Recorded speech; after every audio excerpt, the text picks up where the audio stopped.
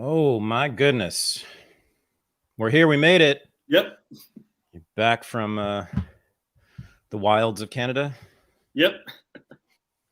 And I'm back from the doctor. There's light at the end of the tunnel, brother, for my 6 years of chronic pain. They finally diagnosed it. So, and it's the good diagnosis. Good. So it's treatable. And now they know 6 years pain. Unbelievable. But yeah, and the good news is it's nothing structural. And there's a pretty clear course of treatment. So I'm feeling today is the first day that I've known what I've had since this thing started right when the podcast started, when Unregistered started. It was in same month, pretty much. I did my first interviews in March of 2017, and all of a sudden I felt this intense pain in my abdomen, and I didn't know what the hell it was, and no one knew what it was for years. And then finally,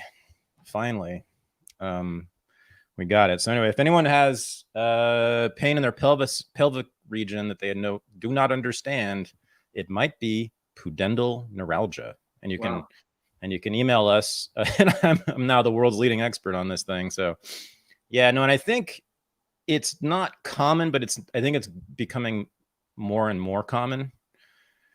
And it might have to do with, I don't know, something about modern life, maybe computers, sitting at computers. Although I think it also might be about kickboxing. That's the leading theory, is that there's particular torque that happens when you kick. Or even all the shock absorption that you have in your joints. That's actually what I think it is. I think it's from this shock absorption in my pelvis from the kicks. Yeah. Which sucks because it's my favorite thing in the world, but I'm gonna still box at least. So nice. With my hands. But yeah. Anyway, that's that. So God damn. Today was one of those days, even though I kind of got this sort of good news about this earlier today. The news, it's one of those days where the news really gets into my nerves, so to speak. Where I still feel quite anxious and on edge. I don't know what it is exactly, which news item it is. I mean, we have the president indicted, pleading not guilty in court. Former president. I mean, that alone. Then he's the real president. He's the real president. He's my president. My president.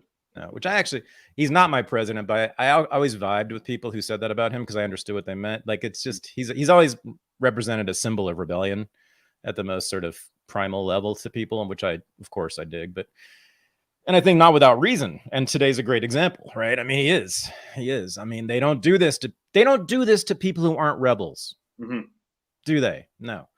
Real rebels, real threats to the establishment. Yeah, this would not happen if he were not a real threat. This kind of proves Trump's anti-establishment bona fides right here. They took his ass. They're trying to take his ass to prison. I mean, they've already done it before, but this is the most concerted attempt. And now it's three frickin' indictments, and there's going to be a fourth. Or no, is there 2 plus 3? Yeah, Stormy Daniels, the documents, Mar-a-Lago documents. Yeah. And now we've got this Jan 6th thing, which is the most interesting, by the way. But then there's the Georgia case, which actually legal experts have said, who are actually MAGA adjacent, have actually said that's the tough one for him. And I don't see it because, as far as I know, it just comes down to that one phone call he had with Raffensperger there saying, what did he say? Find me. I need you to find me the votes. But it was clear to me what he said, what he meant at the time was like, find me the votes that were stolen from me. Yeah. He wasn't saying manufacture votes. Why would he say that in a phone call? He knows is being recorded with a fucking, state official. I mean, come on, guys. Anyway, but there's something, cataclysmic about this still, even though half the country and you and I think it is banana republic stuff, no question. I mean, it's just unambiguously corrupt, sham, Stalinist, third world, political persecution, no doubt about it. But nonetheless, and maybe that is what's scary because half the country knows that so clearly. I mean, there's no doubt in our minds. And a lot of us on this side, unlike me, and I think unlike you, are really militant about this. Like, they really care about Donald Trump a lot. You know, I mean, the cult of personality charge that's been thrown at MAGA by the left is not untrue. I mean, I don't think it is. I don't think it's the same kind of cult of personality as it was around Stalin or Mussolini. I think it's less authoritarian, actually, although there's some authoritarian elements to it. But nonetheless, whatever. We know that tens of millions of people, I guess. Yeah, tens of millions of people feel passionately about Donald Trump. And now when your hero becomes a martyr, when your hero, just plain as day, is being made into Jesus Christ by the Jews and the Romans, what's happening here? What are you going to do? You know, and these are people who, as I've said before, every damn one of them owns a gun or 10 and big guns. These are people who don't own pistols alone. Yeah. And I'm not saying they're going to organize militias and try to secede from the Union, you know, at Fort Sumter or anything like that. But I just see something ugly, nasty, violent, rough. It's kind of like funny. That's what MSNBC is explicitly saying, is that January 6th was Fort Sumter. Well, they've always been saying that, trying to goad MAGA into doing that, or hoping that MAGA would do that. And so they gave up just provoking them for 4 or 5 years, and now are going directly after MAGA and the people and putting their bodies in prison. So they forced it. I mean, who's going to, are we really going to judge some MAGA guy for, I don't know, what do I want to say here? Well, here's the thing about January 6th, and they call it an insurrection, and these are the scary people, right? But they didn't bring their guns to January 6th. No guns found. Yeah. No guns found. Oh, let's talk about Jan 6 a second. So it is. Real quick, before we go into that, Handyman Tennessee with the $2 super chat, just correcting the acronym. It's A Renegade History of the United States, ARHIS. Cheers. No, I did last week. Thank you, though. Yes. Thank you for that. Yeah, so turns out, and this is just, I know Thad's always saying everything in American politics is connected to foreign policy. It's just amazing, though. So guess who came up with, I haven't read through all of this, but he's behind the planning. I don't think he's not behind the planning for the sting for the FBI informants at January 6th, but I think he's responsible for everything that's gone on since. Like, I think the committee was his idea, all the hearings, all the publicity, the Lincoln Project stuff. This guy's name is Norm Eisen, longtime Democratic Party, like they call him strategist, operative, whatever, you know, one of the top Democratic Party kind of advisors, non-office holder types, the people who really are the brains of the party and come up with strategy. Norm Eisen, he's on Twitter. You can see he's on MSNBC all the time. He's out there, but he just doesn't hold office. But apparently, and this is corroborated, he's been the guy behind all the January 6th stuff from the Democrats' side. Dude wrote, I didn't know this until just today, actually. The dude wrote literally the manual on conducting color revolutions. Like, I think it's called, the book, you can look it up.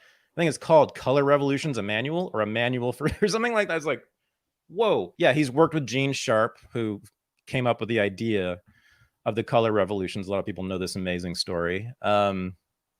Gene Sharp and George Soros are responsible, and the CIA and the National Endowment for Democracy are responsible for most of what's gone on in Eastern Europe over the last 25 years. And in other countries as well. And now we have evidence, as I said earlier, that 1989 Tiananmen Square in China was also about these people. But anyway, Norm Eisen, the guy who's been behind many of the color revolutions in Eastern Europe trying to get at Putin, is behind the January 6th persecution, trying to get at Trump. Although one could argue that they've actually been going through Trump to get at Putin this entire time, since 2015, 2016, since Russiagate started. That's kind of my new perspective on this. It's looking to me, again, foreign policy is primary for these people. It's not Thad. It's the people who run the executive, right, for the last 230 years, have had as their primary objective the establishment of a global American hegemonic empire. So that comes first, which means that Putin as the enemy comes first, because he's a bigger threat actually to that overarching project perhaps than Trump is. I don't know. They might differ on this, but I do think that some people with Russiagate were actually thinking about getting at Putin through Trump. And guess what they did? They got both. Well, we don't know. Trump might still come back and Putin might win overall, but they managed to land heavy blows on both those cats. So Trump is doing what's happening now. He's in court, possibly going to prison. And guess what they did with Putin? You know, they managed to kill, 30 or 40,000 of his soldiers and destroy, hundreds of his tanks and maybe some artillery pieces and helicopters and some planes. Landed some blows. They didn't mind losing 200,000 Ukrainians for that. But anyway, so. Well, real quick, how cool would it be if you have Trump running for president from prison, like Hoosier Eugene Debs? Yeah. Eugene Debs ran for president in 1912 from prison. I think it was 12 or 16. I think it was 16, of course, 16, because he was in prison for opposing the war. Yeah. That's the best part of the story. The reason he was in prison was that he simply gave a speech against the war when he was running. He was stumping for president against Woodrow Wilson, the great progressive. Eugene Debs was head of the Socialist Party, a Christian socialist, not a Marxist. He's, to me, like the truest socialist, because to me it's Christianity, secular Christianity. But anyway, yeah, so he gave a speech against the war at a park in a small town in Ohio, and the FBI was there, and they rounded him up. And in those days, it was illegal to oppose the war, and they threw his ass in prison. And from prison, he won 1 million votes, incredibly. So 1916, that's nothing to laugh at. No, that's no joke. I mean, that was.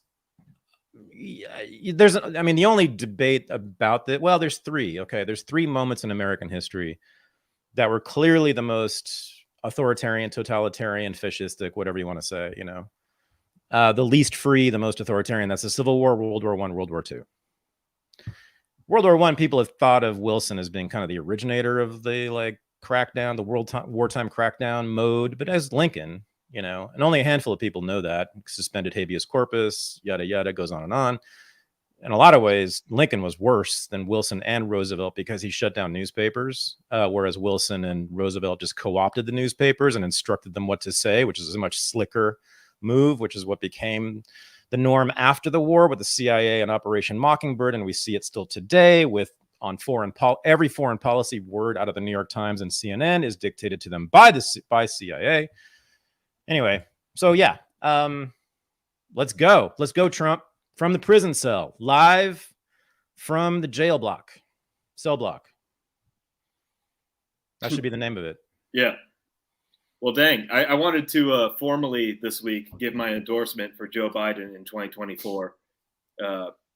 Because this year coming back, crossing the border back into America, it was the fastest we've ever gone through border security. I think with incompetent leadership, the federal employees are just clocking out. All they did was ask us to take our sunglasses off, and then they just let us through. Which is even though you were white and not an immigrant, they let you in. Yep. I didn't. Oh wow. They're really getting lax with the white people. Mm-hmm. That's interesting. They didn't check your voting record, your dad's voting record, none of that. No, or my little domestic terrorist podcast or any. No, seriously, that would have been much more efficient. Just Google your ass. Sir, come this way. Step away from the car, sir. Yeah, man. Well, listen, Gonzalo Lira. I wasn't sure if I wanted to talk about this, but now I do, because it's now taken another spicy, controversial turn, and I don't know what the fuck's going on. And everybody in in our world is wondering aloud what's happening with him. So Gonzalo Lira, strange guy. He started out as a pickup artist, like advisor, kind of like the early Andrew Tate, but totally not attractive himself. He's one of those early pickup artists who were like the schlubbiest dudes in the world, but somehow managed to like convince dudes to ask them for advice for free. I mean, to pay for advice from them about how to get laid. Anyway, he did that. I'll just leave that there. And then he transitioned into this career as like this kind of roving, I suppose, gonzo international journalist with kind of a realist foreign policy bent.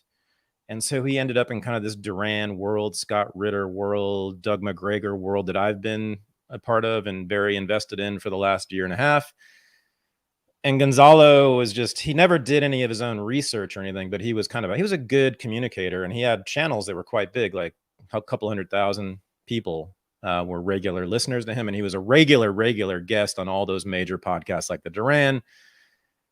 You know, and I agreed with him 98% of the time on the war and on US foreign policy. And he's quite smart, very well educated, knows a lot. Anyway, he got arrested a year ago he moved to Ukraine. He moved to Kharkov in Ukraine right when the war started, and he's stayed there ever since. So dang right there. Like, interesting choice. Okay. I mean, he's the only Western journalist I know of who's done that. Patrick Lancaster is this maniac super gonzo journalist who's a combat journalist on our side. So he's embedded with Russian troops. So again, got to take everything he does with a grain of salt for that very reason. But he also is like completely insane. It's amazing he's still alive. But he has not stayed in Ukraine the whole time. He's been with Russian forces the entire time. He's been in Russian territory the entire time. Gonzalo Lira has been right in the middle of a major city, right in the middle of Ukraine. Not even Eastern Ukraine, Western Ukraine, you know, the hostile part for him. And so they snatched him a year ago and held him for, I don't know, about a week or something like that. And I forget what the explanation was at the time, but anyway, then he continued went back to his apartment in Kharkov, and he was doing podcasts just like this in his apartment in Kharkov every day. And I would watch it all the time. And then 2 months ago, he got arrested again. This time there was video of the arrest, and he then fell silent. No one knew what happened. There was no one. Now, Ukraine did make an announcement that he was being arrested for violation of the law prohibiting criticism of the Ukrainian government. Speaking of World War I, speaking of Eugene Debs, I mean, it was straight up free speech. And the great thing is the Ukrainian government actually put out the transcripts of the charges. So like, this is not disputed. I mean, this is what they said he's being arrested for, was purely speech. Not even espionage for Russia. Well, I'm surprised that he wasn't disappeared sooner, because just speaking out against a country that you're living in during a war zone. Like, there's a twist. There's a twist. Okay. Which I just found out about today. So, anyway, so then all of a sudden, 2 days ago, Monday, he reappears. He has 3 YouTube videos on his channel, and he has a 25 tweet thread on Twitter saying he'd been held in prison for 9 weeks. He had been tortured in prison, including holding a toothpick to the whites of his eyes, beaten up severely, and was extorted for $70,000, but then was released. And they gave him his passport back. He's an American citizen. He's an American and Chilean citizen, both. And he got his both passports back. And now he was on his motorcycle, which I guess they gave back to him as well. And he was on the border with Hungary, which is clear across the country, like 1,000 kilometers, I think it is, from Kiev or Kharkov, wherever he was being held, either one. And he said he was about to cross the border into Hungary, hoping to get asylum, political asylum in Hungary. And if you don't hear from me in the next 6 to 12 hours, please make a ruckus. Something's happened to me. He said he was going to go on trial yesterday and Wednesday, and that he was going to be found guilty and sentenced to 5 to 10 years of hard labor. and he's 55 years old and has a heart condition, and he smokes, chain smokes, and he's in shitty shape. You can sort of tell. And so he thinks he assumes he would die. This is what he's saying in these videos. And guess what? We haven't heard from him since then. So of course, almost everybody in our world of geopolitical analysis, it's such a dry, corny name for this little culture, but it's an interesting formation, by the way. The formation of this culture, this geopolitical analysis culture, which has become so important and powerful during the war. You know, almost everybody in that world, all the big podcasters were like, oh my God, they devoted whole videos to it and episodes and, you know, putting out calls on Twitter to help Gonzalo. And turns out Scott Ritter has a different opinion. And I have publicly said, and Scott's probably found out about this by now, I don't know, but I have publicly said I've never been comfortable, and I actually pretty much called him on it when he was on my show. I've never been comfortable with his very, very close, I would say, matching. His ideology matches that of Vladimir Putin's. And he is extremely celebratory of Putin and the Russian government and the Russian military and everything that Russia has done as a government.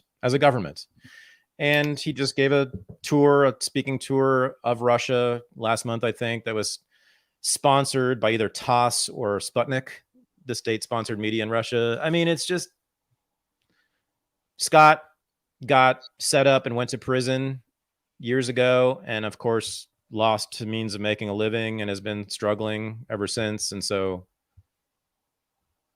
I'm just saying, you know, I mean, but most importantly, he just talks the talk. It's true of the Kremlin. He does. I'm sorry. It's just that the fact, unfortunately, or whatever, you know, happens to be the case that right now the Kremlin is right about a lot of stuff. That's all. It's the only reason I agree with them. Believe me, I would don't make a practice of agreeing with the Kremlin. Anyway, so Scott believes, and he's very firm about this, and he says that Gonzalo Lira is absolutely an agent of the Ukrainian secret police, the SBU, and has been working with them, get this, to divulge through the data of his YouTube channels the IP addresses, the locations of his fans, who constitute, it's true, we do, as a group, constitute an existential threat to that Ukrainian government.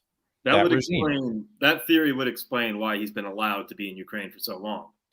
That's what Scott says. That's right.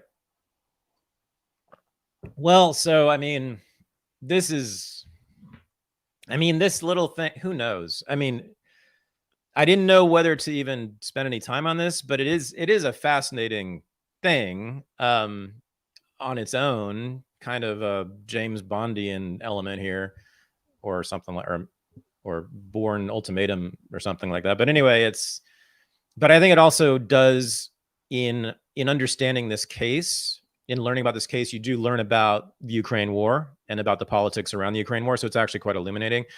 And you also learn a lot about this world that I've been talking about of these geopolitical analysts on YouTube and on podcasts that have actually been very, very important in this war, because they've been the only voices in the entire West who have opposed it. So who have opposed arming Ukraine, supporting Ukraine. It's a fascinating thing that this thing emerged the way that it did. But anyway, these two guys, Scott Ritter and Gonzalo Lira, are two of the biggest figures in this world. And you see, and I've always wondered if Scott was compromised. And now that Scott's accusing Gonzalo of being compromised by the other side, it's all quite cloak and dagger, really. But we'll see. Yeah. It could be possible that neither of them are compromised and they're just blowing hot air. That's right. No, that's right. I mean, Scott Ritter is married to a Belarusian woman, you know, and so that alone could account for a lot of his allegiance to Russia. Mm-hmm. Yeah, that's true. No, and who knows? Gonzalo's he said he loves being in a war. He loves living in a war zone. He thinks it's cool. Yeah. He said that. Yeah, he's a not right. surprising for a manosphere type to be all hyper masculine and war, totally. reclaiming the West, masculinity. Especially when you're fundamentally a super nerdy guy, which is what he is. You know. I'll reserve comments there. But anyway, yeah. So in the meantime, this is another reason that I have a high level of anxiety today, I think, because these other stories, and I sent you some clips that just really set me off, of drones hitting office buildings and residential buildings like skyscrapers in Moscow. Ukraine also put out this video, the government of Ukraine put out a video, I mean, celebrating drone strikes on civilian areas on cities in Russia. That's amazing. It's the most blood-curdling propaganda I've seen since World War II. Because after World War II, they stopped doing this sort of like depiction of the enemy as the beast who needs to be annihilated kind of thing, like they did with the Japs and the Germans before that, right? They stopped doing that. They didn't do that with Korea or Vietnam or even Iraq. None of that. None of that racist stuff. That was now uncool. But in the Ukraine-Russian war, certainly on the Ukrainian side, their anti-Russian racism is exactly like that. They don't give a fuck about killing. In fact, they want to kill Russians. They're very open about it. There is open bloodlust. The nastiest thing is a lot of their most hardcore American supporters are like that. So there were several big shots on Twitter.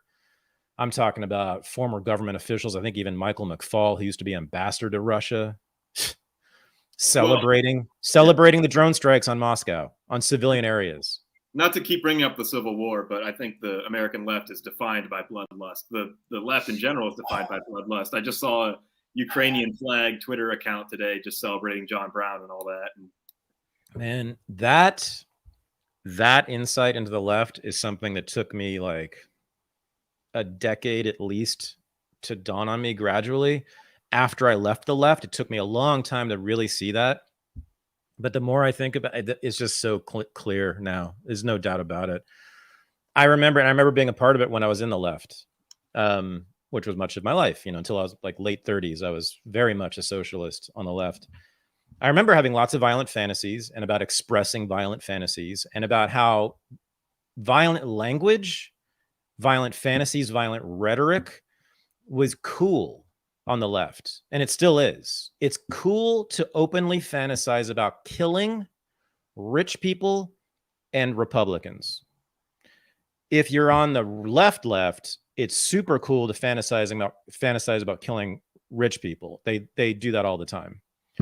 Oh, real quick, what that account said, another thing that account said was, if John Brown were alive today, he'd be shooting up schools for trans rights. Yeah. I mean, shooting up the schools that should be shot up, which are the schools in like white Christian suburbs, right? Yeah. Which would spark the revolution of the slaves, which is what the idea of Harper's Ferry was. John Brown was a terrorist and a butcher. He dismembered people. He dismembered a father in front of his entire family, chopped off his head, cut off his arms and legs right in front of his wife and children, did that many times over and over again. He had his sons do the same thing when they were teenagers. And I believe the first man he killed was a free black man, right? That sounds right. Mm-hmm. Yeah. He was, by today's standards, if he were put on the couch today, he would be considered a psychotic. I think that's undoubtable. If you read his writing, he just engaged in all sorts of grandiose fantasies. I mean, you can imagine someone who thought he was going to like spark a slave revolution and liberate all the black men in America by him single-handedly, basically. Yeah. I mean, kind of off, but with, psychotic violence, violent psychosis, which is the kind you really don't want in your society, right? Thank God most psychotics are harmless and nonviolent. They're scary, but they don't actually ever act out on anything. But there have always been a few, unfortunately, who are violent, and those are our serial killers and our mass shooters and John Brown. And the other thing about John Brown that the left refuses to acknowledge, even though I've shown them the transcript of the writing on Twitter, on Facebook, in books, in articles, I put it in their face and they say something about Donald Trump in response.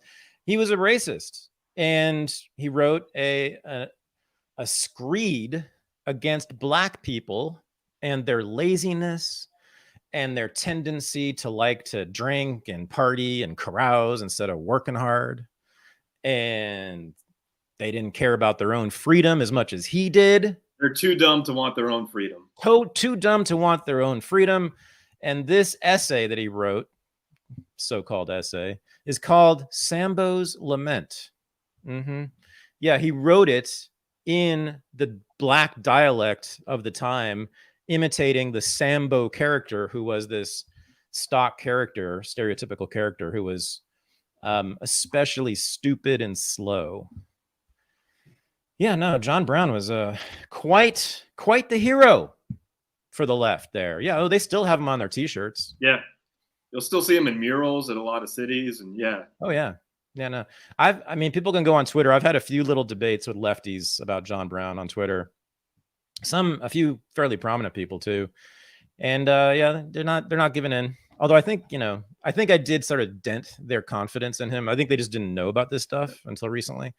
It was one of the first papers I think it was the very first paper I wrote in graduate school at Columbia was on a biography of John Brown.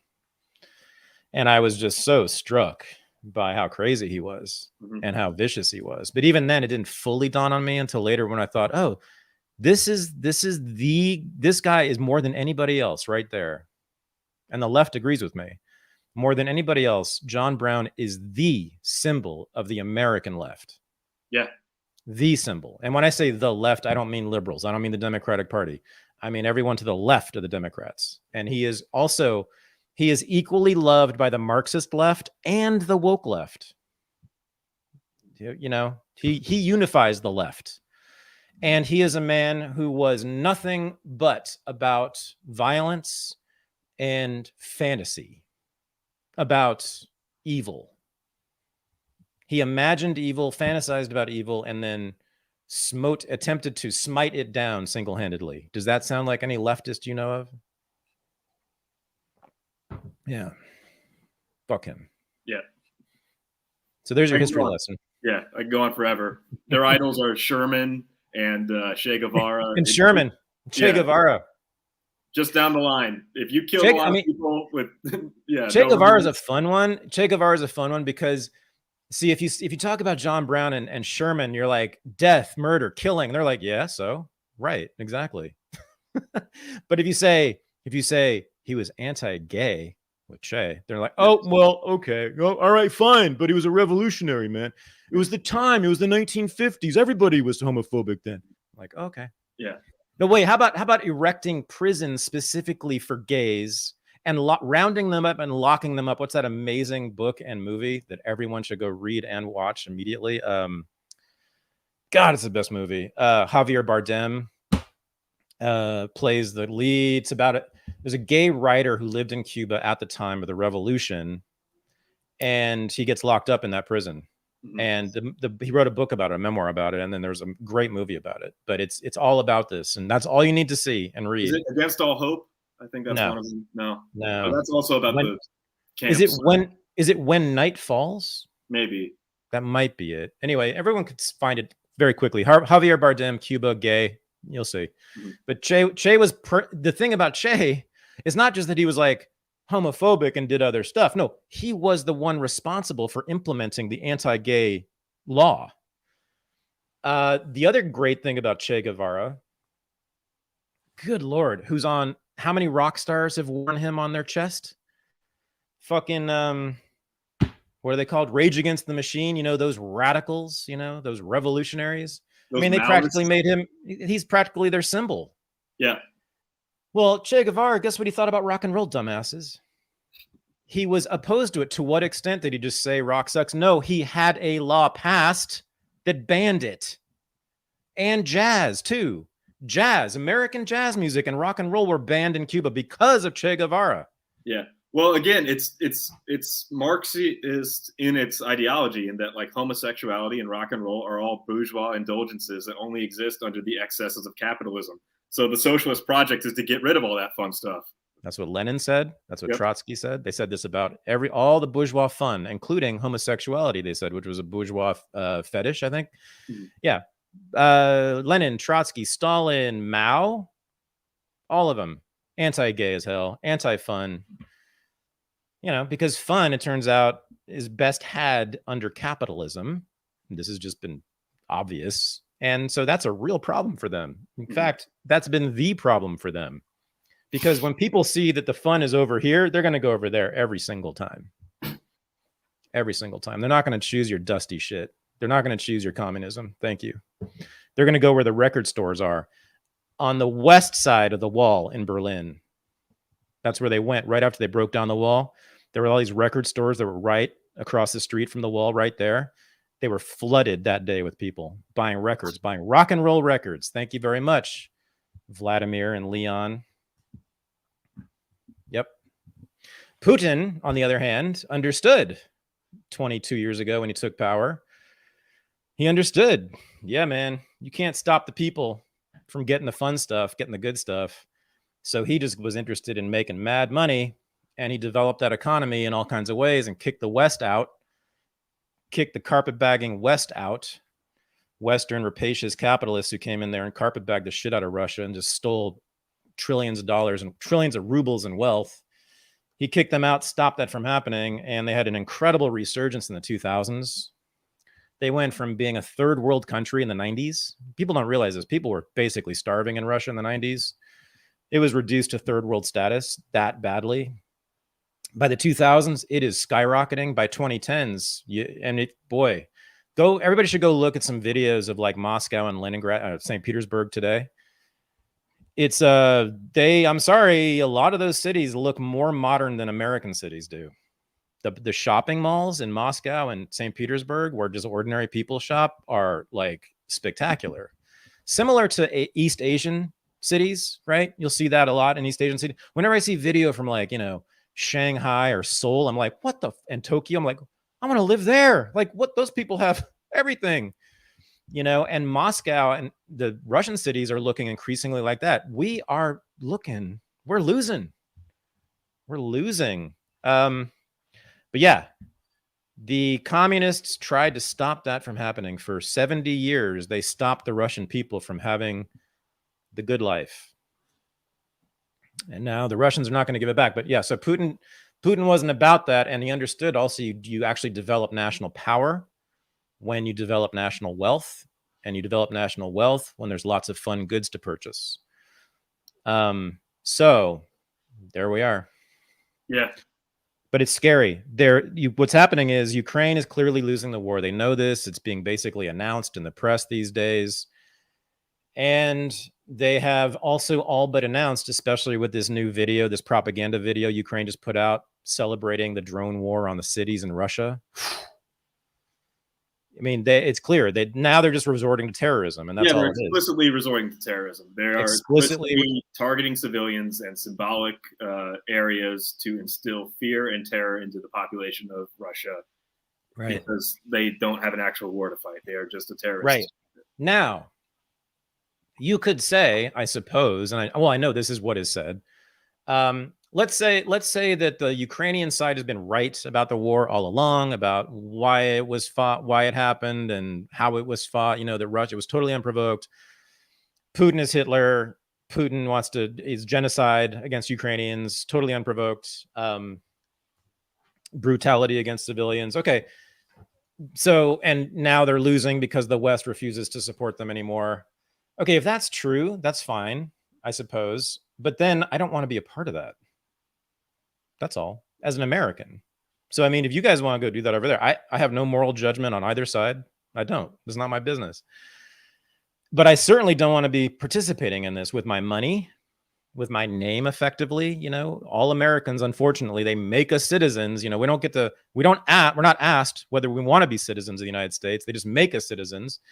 They stamp our name on those bombs. When they do that, boom, you're an American citizen. You have that passport. People see you have a passport. They can blame you for what's happened to their countries because of our country, because of our government that we had nothing to do with. I don't want to be a part of this in any way. I think that both sides are more comfortable with sacrificing their young men than we are. Americans are. I mean, they're now up to at least 200,000 dead total. Probably more than that. Probably 200,000 just Ukrainians dead. I'm guessing it's roughly 50,000 Russians, somewhere around there. This is Vietnam levels now. For the American side, we lost 50,000 in Vietnam, and in World War II is 500,000 ish. So we're getting up to those kinds of levels here. And if those two want to fight it out over things that I'm not implicated in with my government, then have at it. If they want to volunteer to fight in those militaries for those causes, some young Ukrainian guy wants to do that, he knows what's going on, and he volunteers. He wants to fight Russia. He wants to kill Russians. I'm not opposed to that. I'm not also quite as sad if he gets killed. I mean, I don't know. That's what he wanted. He wanted to die for his country. So, no, I just don't want to be a part of this bloodbath. Mm-hmm. You were sending me that Niger right now, I hope I'm pronouncing that correctly, is waving Russian flags in this pro-junta protest. And yeah, the BRICS meeting is coming up soon. South Africa is making a lot of rumbles that it's going to change the world, that giant political shifts are happening here. All right. I'll talk about the black people if you insist, but we do have to get to Devon Archer. Yeah. Well, Lizzo first, then Devon Archer. Yes, the negrophilia is just off the charts on this show. So yeah, that's a word. Look it up. Yes, Niger is the latest African country to kick out the West and welcome in the Russians. That's just kind of what's going on.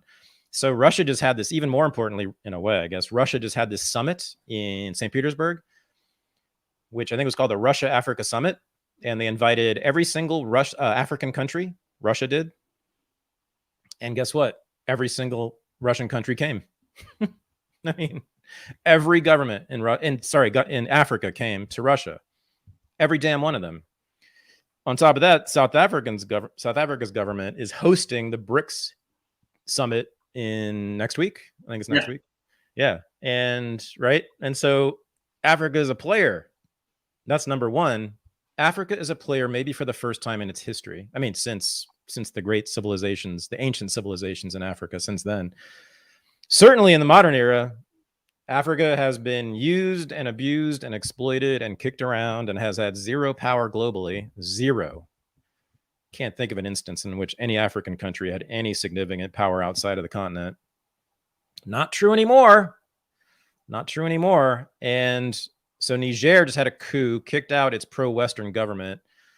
The military, which apparently has a lot of support, I don't know, but the military is now in control, and the military has said they will not allow France or the EU to take its uranium. Now get this. Close to half of the uranium used in France for its nuclear power plants comes from Niger. Oh, and a whole lot of its oil came from Russia. So France's economy is in deep shit, along with UK, which is already in a recession, Germany, which is worse than a recession. Germany's deindustrialization is just like incredible. It's like, this is maybe the biggest story on the planet. No one's talking about it. All because of the Greens and this war, the Green Party that's basically run their energy policy, and this war which has caused them to be Germany doesn't have factories anymore. So then there's talk of a new alliance in Africa, a new military alliance forming, possibly. Then you have Sudan, same things happening in Sudan. Russia has made inroads into Sudan. There's civil war over that right now. Both Russia and there's another proxy war happening in Sudan, basically, between the United States has its forces and then Russia has its forces, and they're going at it. But the thing is, Russia has the upper hand in all these countries in Africa. China, meanwhile, of course, has had huge economic tentacles throughout Africa, especially West Africa, with all the oil over there, especially in Nigeria. China has a huge economic empire in Africa, and Russia is building, just starting to, but they're building, and they're well on their way, a military empire in Africa. Now, Africa's poor as shit, except for one thing. It's got all these amazing resources under the ground that you need for giant factories and militaries, which the West seems to not want anymore, except for the United States. Western Europe doesn't, but Russia and China sure do. They want factories and militaries, and that's what they're getting. And so this is a killer move by Russia and China and the BRICS coalition, the anti-Western, anti-US, anti-NATO coalition that's emerging all around the world, all around us. Your neighbors don't even know it's happening. Your parents never heard of this. No one's talking about it. It's not on the front page of the New York Times, hardly. It's not mentioned on CNN. No one cares. Okay. When you wake up one morning, pretty soon, you're going to be in an entirely different world in which the United States is the number 2 power, maybe even the number 3 power. That's where we are heading. Mm-hmm.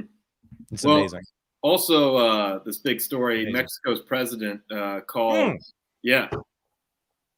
this guy, AMLO, he's called. AMLO. Get this. So people may know that for the last several weeks, a lot of people on the right have been calling for a military invasion of Mexico because they believe the cartels control AMLO, the president, and are sending the fentanyl across the border into the United States to kill Americans. That's all AMLO's fault for some reason, according. All the fentanyl deaths are an act of foreign aggression, apparently. Totally. He wants to do that. Yeah, of course. No, he wants to send fentanyl into the whatever. Yeah, no, like very smart. Like Tucker Carlson said this recently when he was talking to Tim Scott, I think. So the right wing's been calling for a military invasion of Mexico, which is a military invasion, which would be a coup. That's a regime change of AMLO because they're blaming him. Okay, and then tell me what the exact announcement was again. Oh, he said that quote if you want it. He called it an irrational war. He said support for Ukraine is irrational, and the West should stop. The United States should stop supporting Ukraine.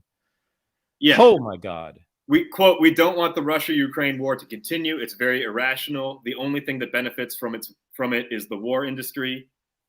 He has not sent arms to Ukraine. He has not imposed sanctions on Russia. Yeah. So that means the liberal establishment wants him dead now too. Because you can't say that. It's not okay. You get shunned at the very least. You get shunned in geopolitics. No one will talk to you. They will try to subvert you. They will at least attempt a regime change, color revolution against you. That's guaranteed. But now I'm thinking his days are numbered. Like I don't understand why you would do that. He just signed his own death warrant. Unless, and then think about this. I don't know about this guy, but if he has the balls to go all the way with that, and there have been noises about Mexico joining BRICS, by the way. I don't know how serious they are, but I've heard several noises about Mexico joining BRICS. If he goes all the way and says, fuck you to the United States and joins up with Putin and Xi, and Mexico becomes formally allied with China and Russia on our border. Remember what Ronald Reagan said about the Sandinistas in Nicaragua?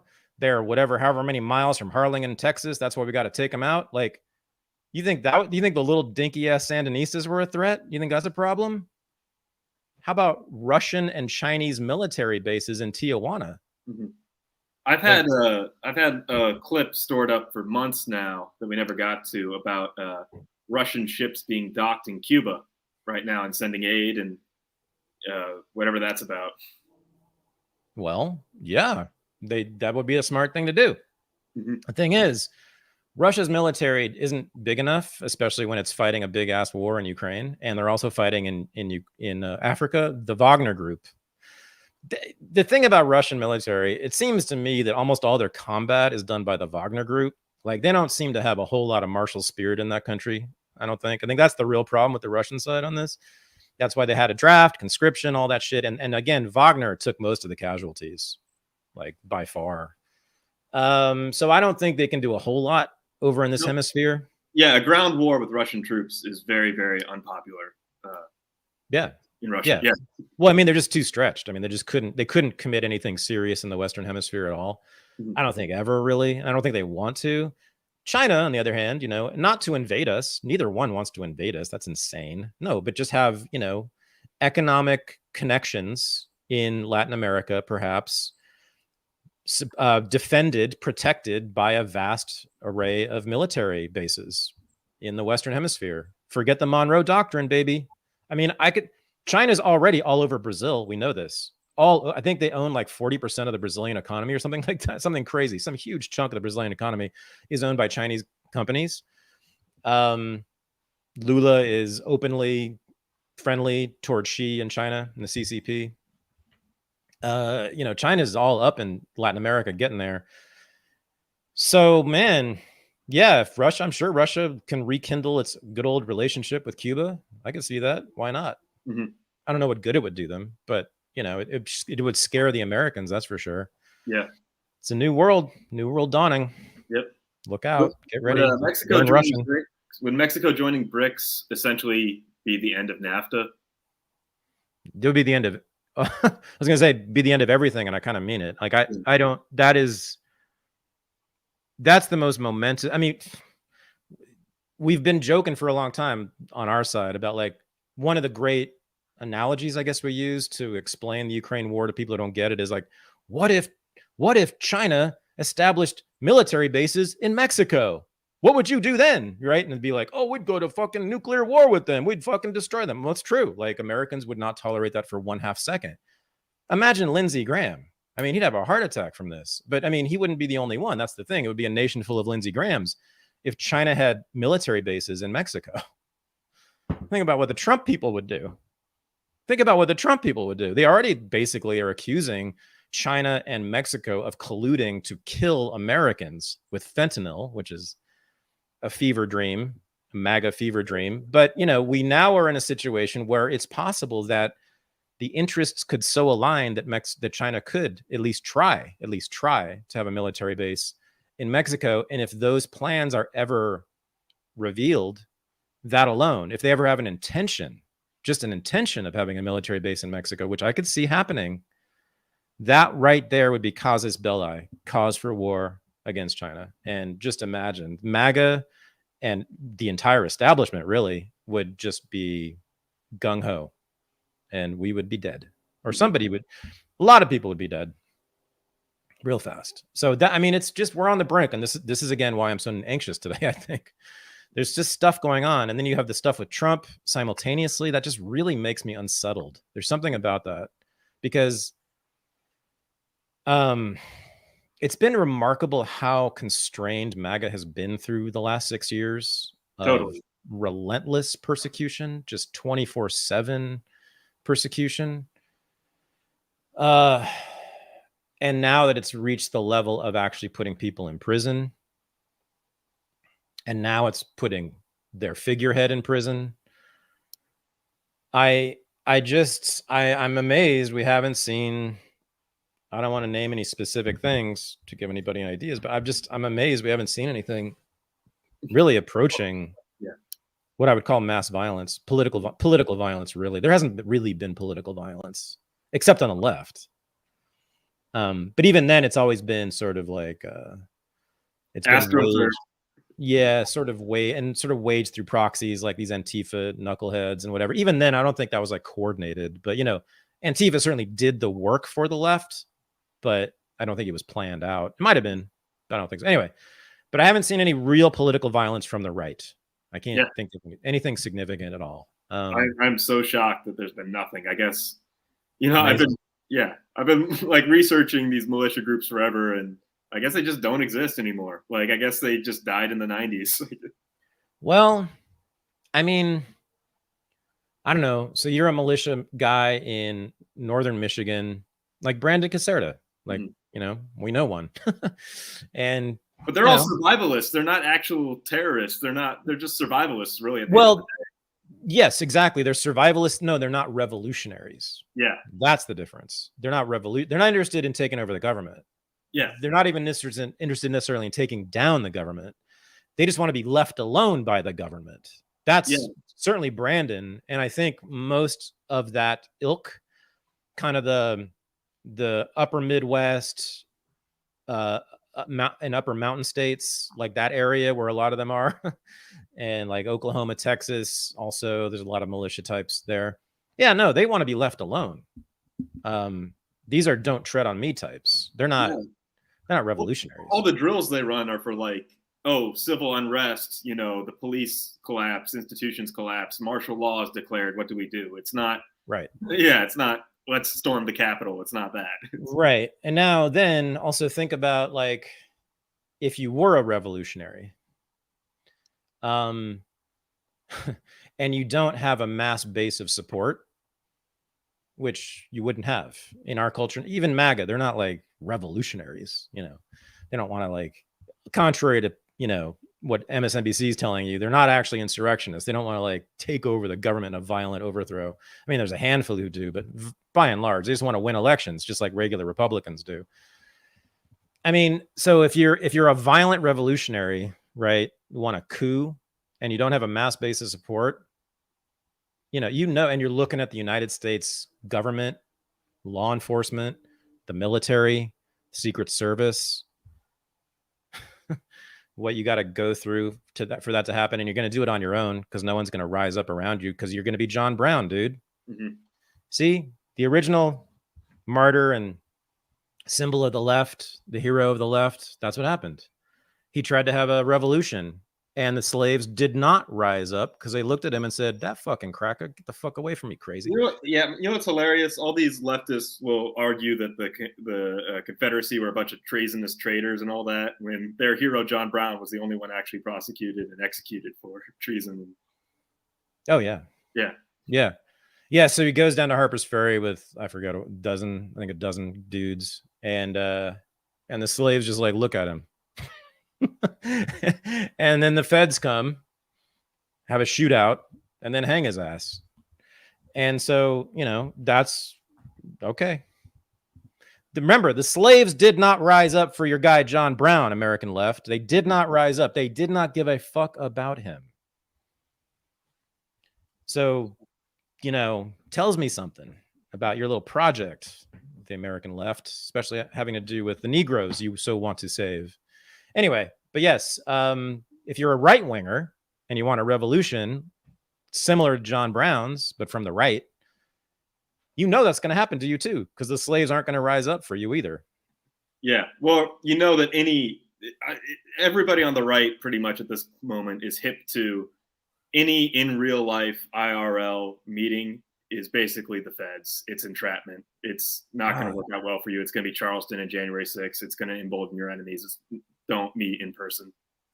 What was it? 3/4 of Brandon's group was feds in Michigan. Yeah.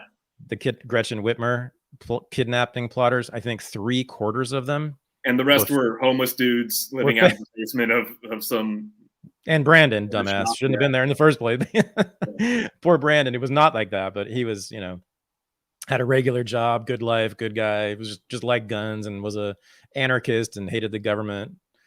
That's all. He got truly mixed up with the wrong crowd. That's all that was. And way, way smarter than those guys too. But yeah. Yeah. So anyway, I think what happens is that the smarter militia guys, and I think most of them are pretty intelligent actually, they look around and they're like, okay, we got two choices. We can be survivalists and just be defensive and just go off into the woods in Idaho and just try to make it here and try to stay away from the government. Or we can try to overthrow the government, guys, Yeah, that's the quickest way to get yourself kicked out of one of those groups, by the way. You're done. Right. That too. Yeah. I mean, it's just suicide. I mean, even if the feds weren't involved, it's like, how's that going to happen? Unless you have millions and millions, like multiple millions of people who are willing to die for that. Then you've got a revolution. That's what a revolution is. You need millions of people who are willing to die for the revolution. You have to have that much craziness, which is that's almost all it can be. There's no revolution that's worth it. In my view, I've never heard of one. Never heard of a revolution that's worth that. Ask a socialist, though, if they want to die for the revolution. Yeah. And The parallels between Eugene Debs and Trump on this indictment are kind of astonishing because it basically is a free speech case, essentially. Like what Jack Smith is going after him is for insinuating certain things that would lead to a conspiracy that would motivate all these people to do something that never happened. It's basically all free speech grounds here.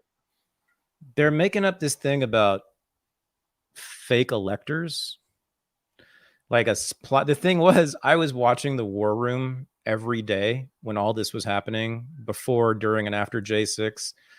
I mean, which was where MAGA was happening. Like, that was MAGA. That was like the lunchroom for MAGA. Everybody came to War Room every day and talked about what to do.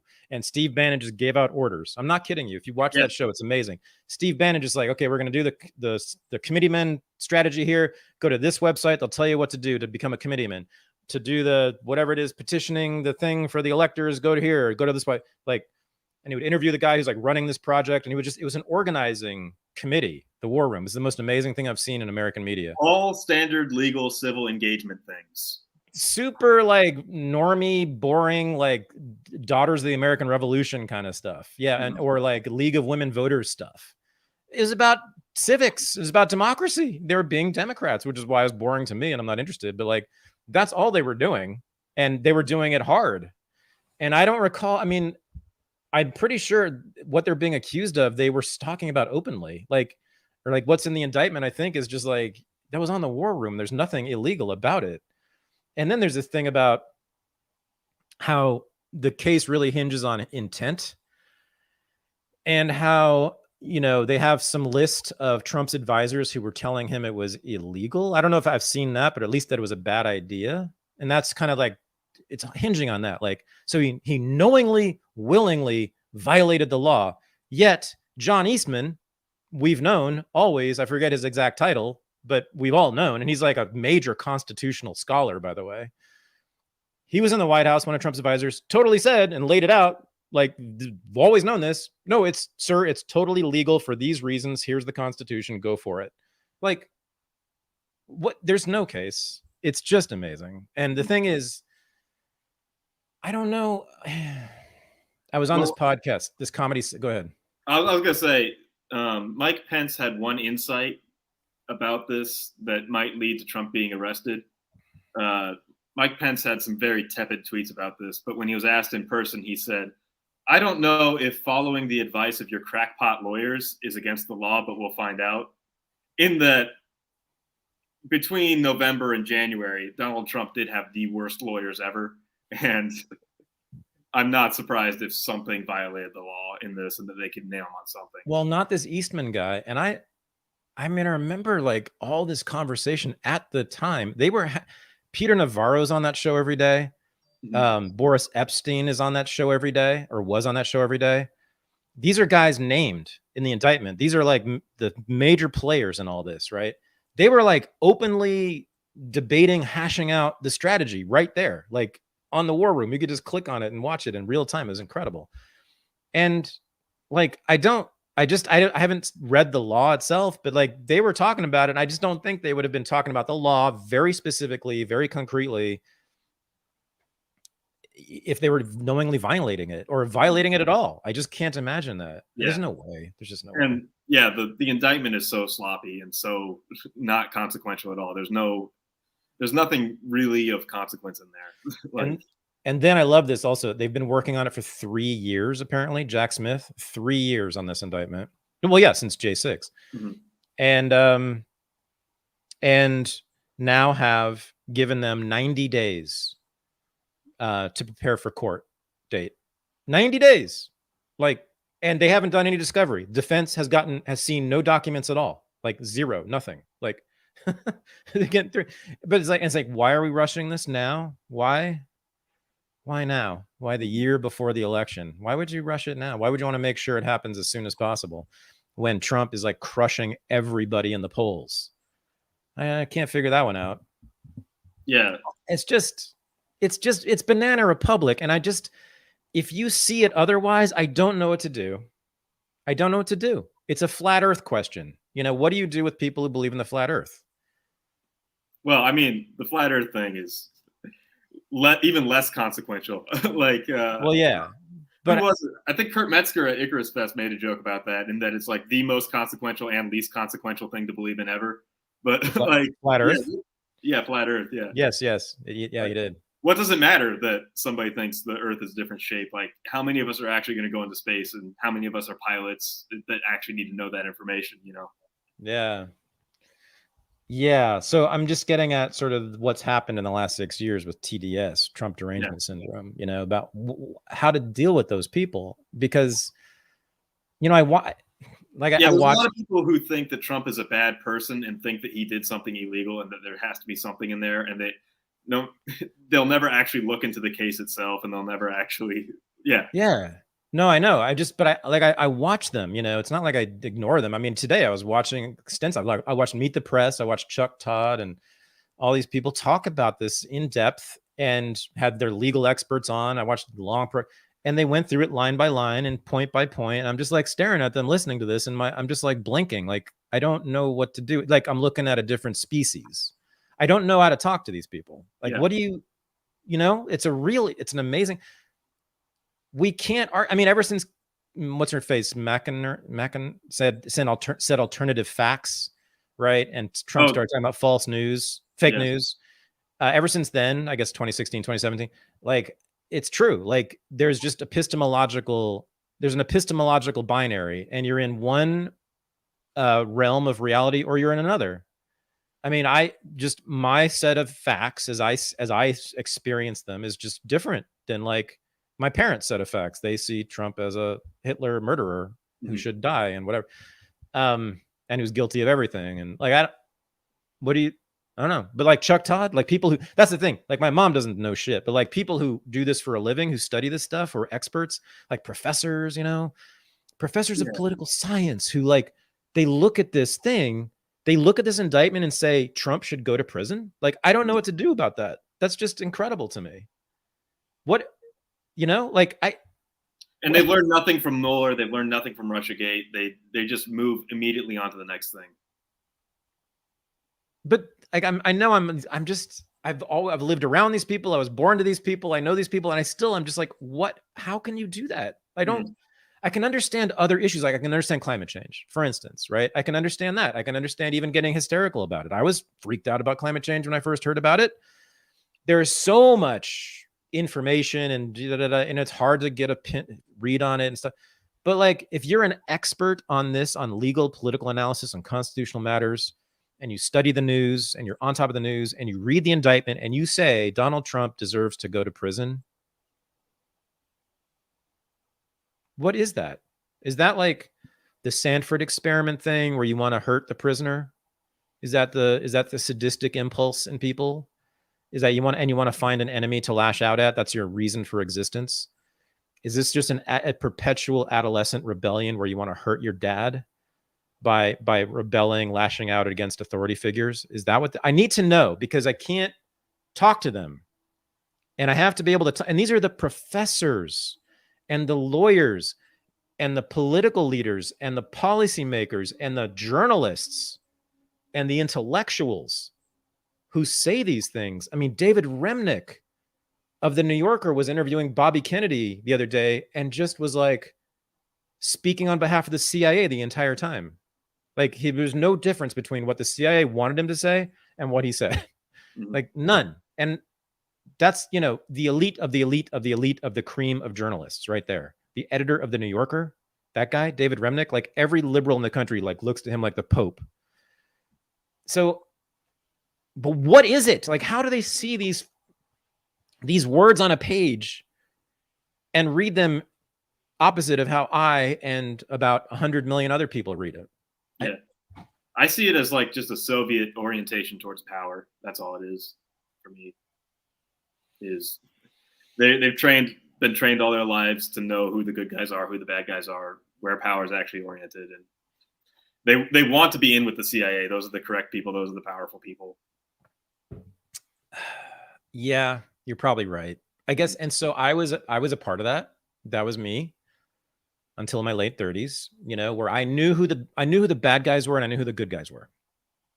I knew who family was and I knew who the enemy was, and that's all it was. It was family and enemy. Everybody in the world was one or the other, and that's how you sort of navigated through political issues, right? You found out who was taking which side, and then you like kind of knew which side to be on, and then you would do the research on that side. You would learn how to be pro-choice and how to argue against the opposition.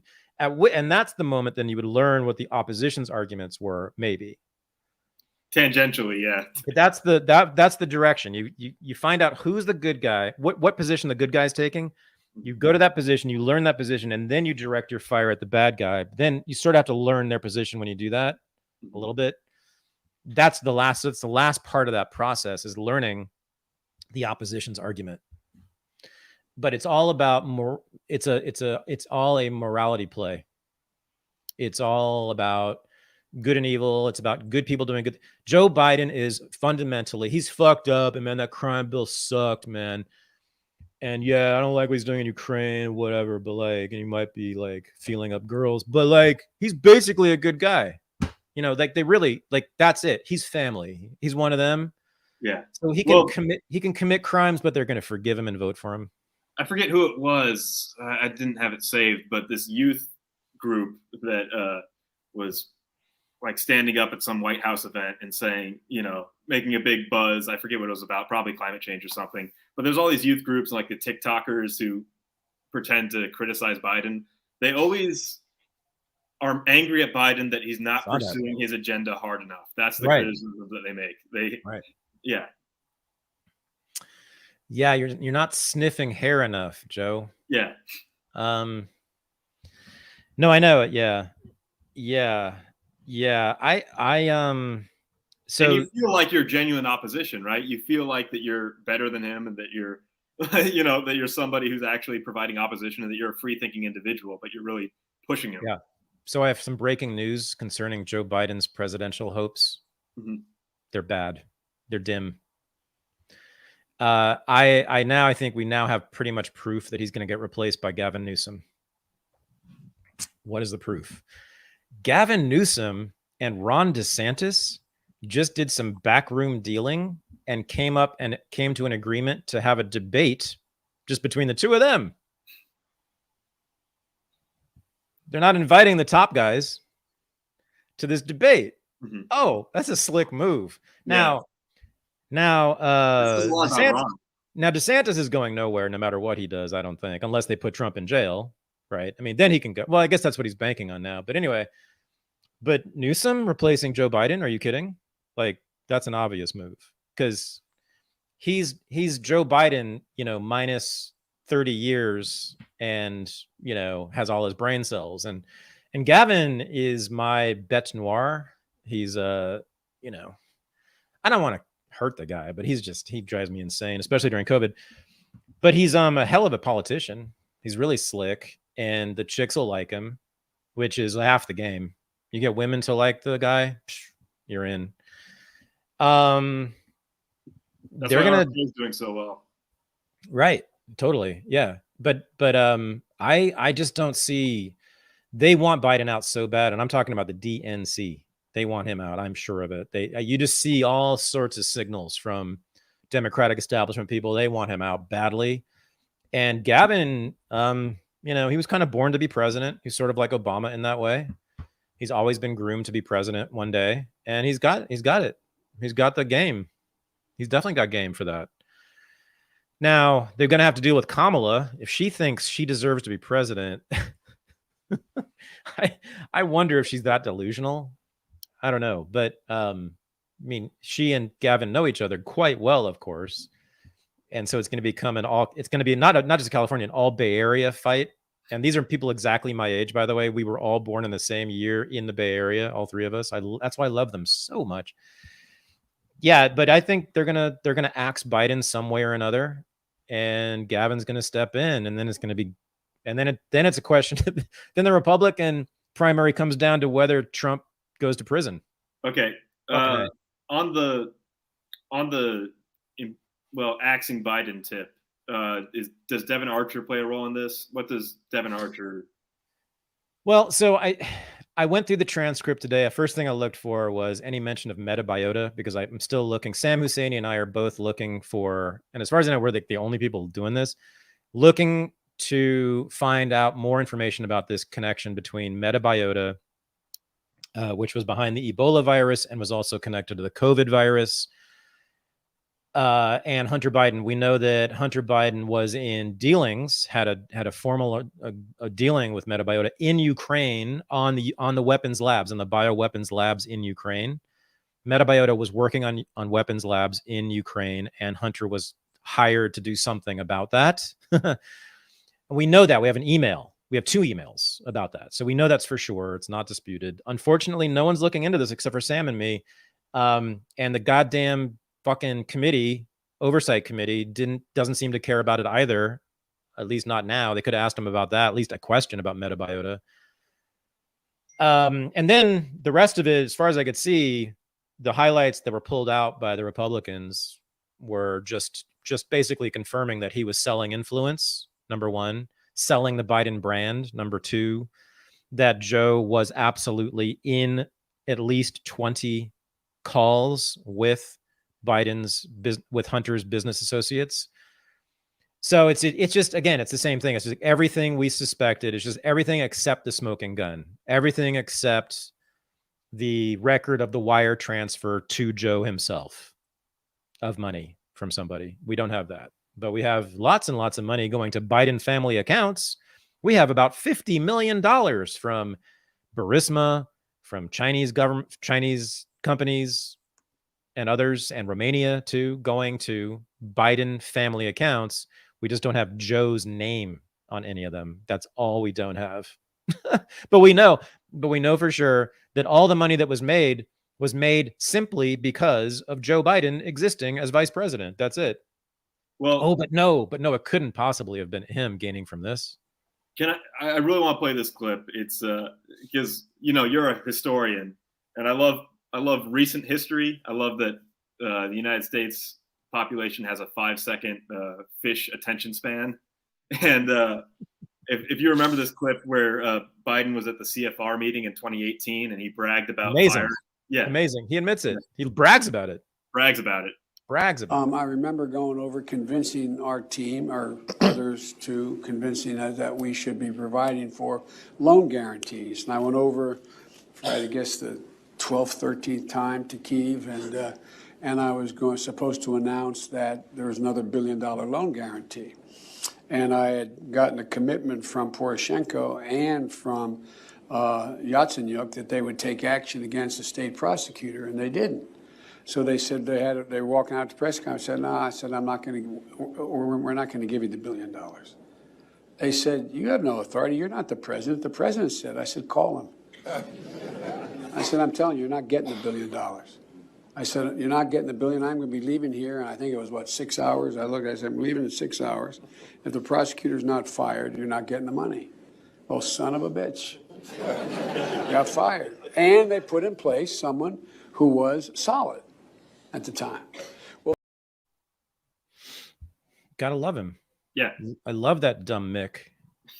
And that's the quid pro quo that Trump was impeached for originally. Yeah, for asking about him, for asking Zelensky about this. What was Biden doing over there? Was what he got impeached for. I mean, everything is reversed. Everything has been projection. Everything has been the opposite of what it's. We have evidence of a Russian oligarch giving money to Biden, like support. I mean, it's all oppositeville. It's amazing. So the guy in that clip that he was sitting with, the guy on the right, was Richard Haas. He's the president of the Council on Foreign Relations. I've talked about him a few times. CFR has been the most important foreign policy think tank in the world since the 1920s. I said they planned World War II. Huge. State Department basically takes information and advice from them. Richard Haas, it turns, I just found out more information about this. He had a secret meeting. He and some other think tankers, American think tank people, had a private secret meeting with Russian diplomats, including the foreign minister, Lavrov, in April. It came out last month that had happened, Now it turns out they're having ongoing meetings, or they've had several meetings with Russian diplomats back channel in secret, trying to get a settlement, trying to find some peace deal with the Russians.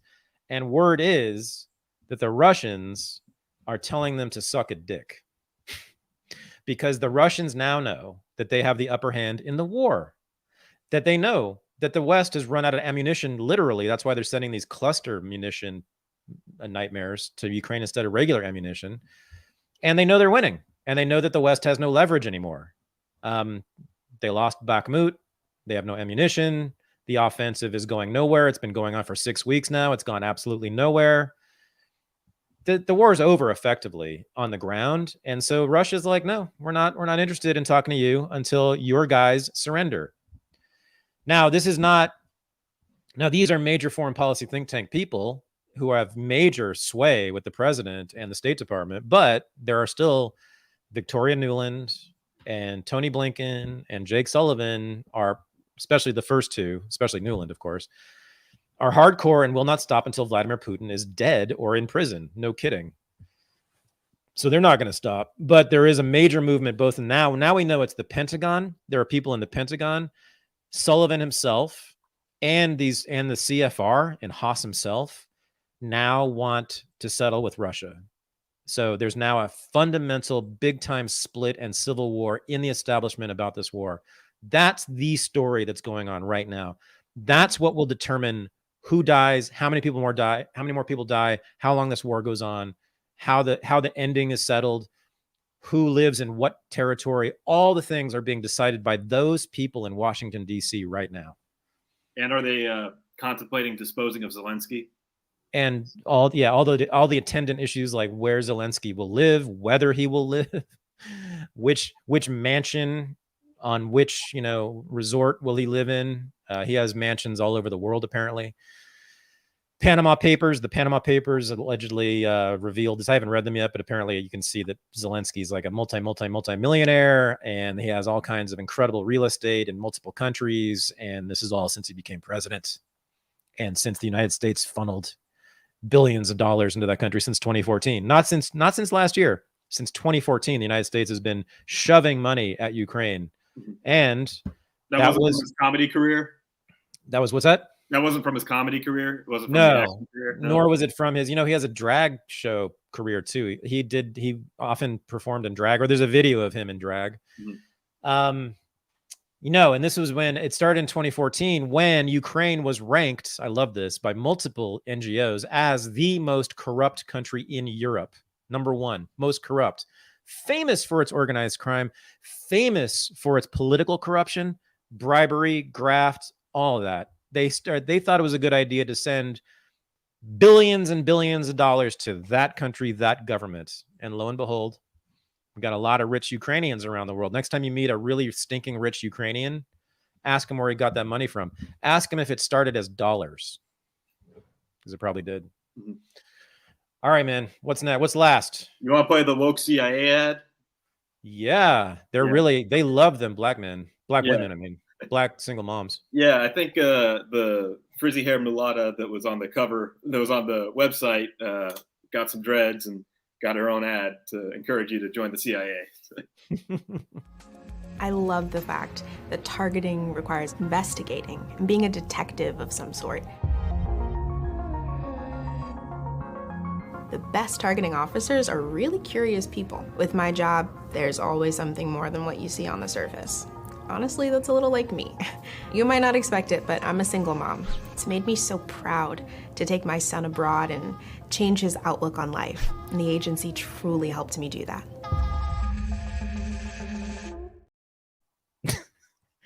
She's adorable, first of all. Yeah. And it's nice to know that the CIA uses Final Cut Pro. No, I just love the way she says targeting. It's just I love targeting. It's just so cool. And it's sexy too, when you think about it. Yeah, they're really impressive. Everyone should go to the Truman Project website right now and leave them a message, or go to their Twitter account, Truman Project. That's what this is a product of, I'm pretty sure. The Truman Project is a Democratic Party / State Department / Defense Department project started, I think, under Obama. I could be wrong about that, but in the last like 10 years, with the explicit mission of getting more minorities, people of color, into the defense establishment. I mean, this is what they're doing. It's the dream of integration. This is what Harry Truman said in 1947. This is what the Supreme Court said with Brown v. Board of Education. We need those Negroes for our military. We need cannon fodder. Damn it, the whites aren't enough. We're going up against the Russians. They said that then, and they're saying it now. This is what they need. They want everybody, all hands on deck. They don't care about your color if you can like fight and die for the empire. So they are amazing. Well, you know what else is going on here? Well, you yeah. know what? I was thinking about where she took her son on vacation to, and how they're advertising like have a fun vacation in Africa with your son. Oh, yeah, right. Yeah, no, because that's authentic, man. That means she's like really black. Mm-hmm. That's what that means. They're not. It's just, even though it's the CIA, she's like really black, Michael. Yeah. It's okay. You can trust us. But you can trust us. You could stage a color revolution and keep these major powers from joining BRICS. We would never lie about things like black people in Africa. No. We would never do that. We're the CIA after all. I mean, like, it's like an agency that like was created to tell lies. Like that's anyway. But yeah, a color revolution is a fun vacation with your son. I think it's called the colored revolution now, isn't it? Revolution of color, Thad. The revolution, and I think it's actually technically it's the revolution of the coloreds. I think it's what's if you're being politically correct. But no, the other thing that's going on here, I'm quite sure of this, is the CIA sat down and was like, which social group in our country has the most bachelor's degrees, college educations, and they were like looking it up and like, holy shit, black women? No fucking way. Yeah, it's true. Over the last 10 years, black women is the most educated demographic in the United States of America. African-American women per capita possess more bachelor's degrees than any other demographic group. Okay. Now that's where the CIA recruits from. Okay. They recruit from colleges and graduate schools because it's a thinking profession. You know, you got to do analysis. And also they know that these women will by and large be liberal Democrats, right? And so they're going to come to them and say, number one, we love black single mothers. We love you. Number two, we hate Trump so much. Oh my God, we hate Trump so much. As a matter of fact, hey, black women, listen, we were actually behind the whole like trying to get Trump thing. That was us. So you should come join with us. That's actually, I'm not kidding you. That's exactly what's happening there. They know that there's a big demographic of black women who could be good recruits because they have bachelor's degrees with the proper indoctrination and they hate Trump. Mm-hmm. That's it. Amazing. Wow. Cynical as hell. Yep. But what else? What else is new? All right, man, we're out of here, right? Yep. So everyone, if you want to have fun in your life, and we talked about fun, this show is about fun.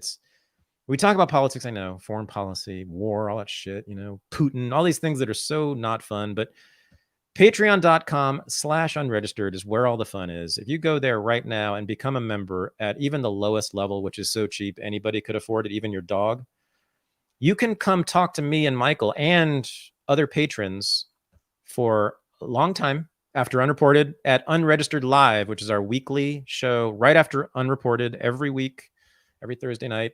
We go over there. It's a Zoom meeting. We hang out, party. We're very loose. It's uncensored.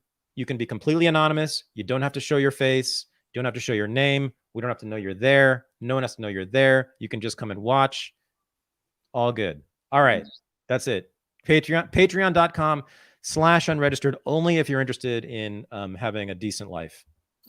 Michael, thank you very much. Thank you. Welcome back to the United States. I'm glad they let you back in. I don't know why they did, but I'm glad they did. And good luck out there. Yeah, you too.